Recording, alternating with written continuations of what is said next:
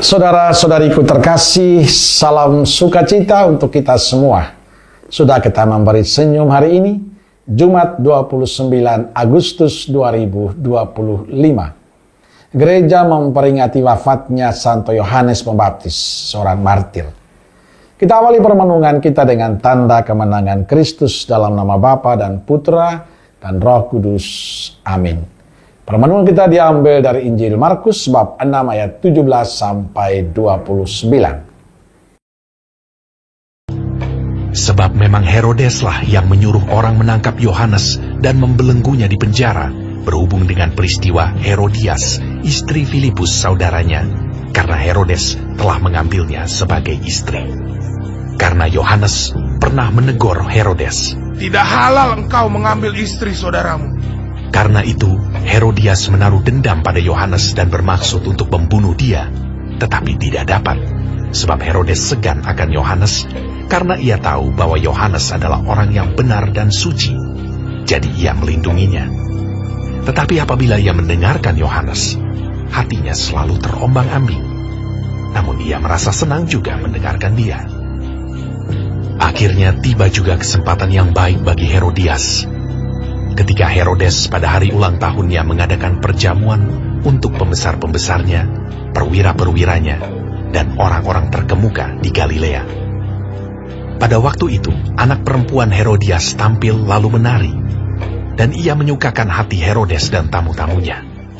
Raja berkata kepada gadis itu, "Minta daripadaku apa saja yang kau ingini, maka akan kuberikan kepadamu." Lalu bersumpah kepadanya, "Apa saja yang kau minta akan kuberikan kepadamu, sekalipun setengah dari kerajaanku." Anak itu pergi dan menanyakan ibunya. "Apa yang harus kuminta?" Jawabnya, "Kepala Yohanes Pembaptis." maka cepat-cepat ia pergi kepada raja dan meminta. "Aku mau supaya sekarang juga engkau berikan kepadaku kepala Yohanes Pembaptis di sebuah talam." Lalu sangat sedihlah hati raja, tetapi karena sumpahnya dan karena tamu-tamunya, ia tidak mau menolaknya. Raja segera menyuruh seorang pengawal dengan perintah supaya mengambil kepala Yohanes. Orang itu pergi dan memenggal kepala Yohanes di penjara. Ia membawa kepala itu di sebuah talam dan memberikannya kepada gadis itu, dan gadis itu memberikannya pula kepada ibunya.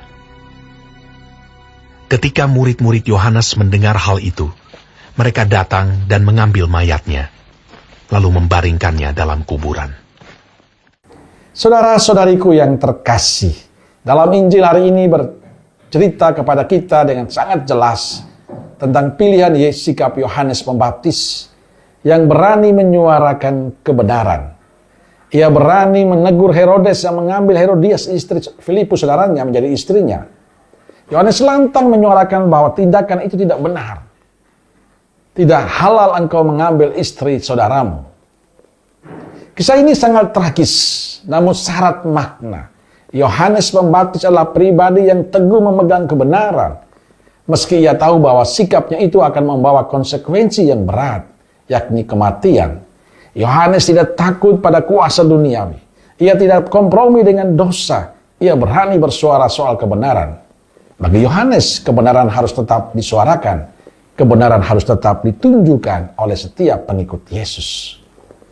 Saudara-saudariku terkasih, merenungkan kisah Yohanes, kita diingatkan bahwa menjadi pengikut Kristus sejati berarti siap menjadi penderita, pemberita kebenaran, pembawa kebenaran di tengah situasi penyimpangan.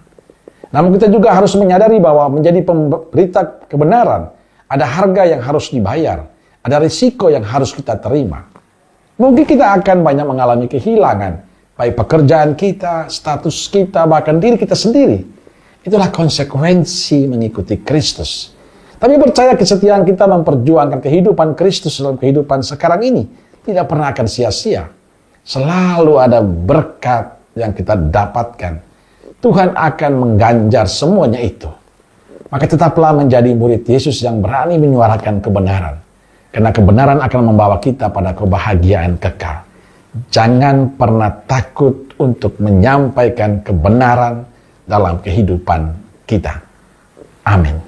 Semoga Allah yang Maha Kasih memberkati saudaraku sekalian, Bapa, Putra, dan Roh Kudus. Amin. Roh Kudus Nazaret, doakanlah kami. Amin.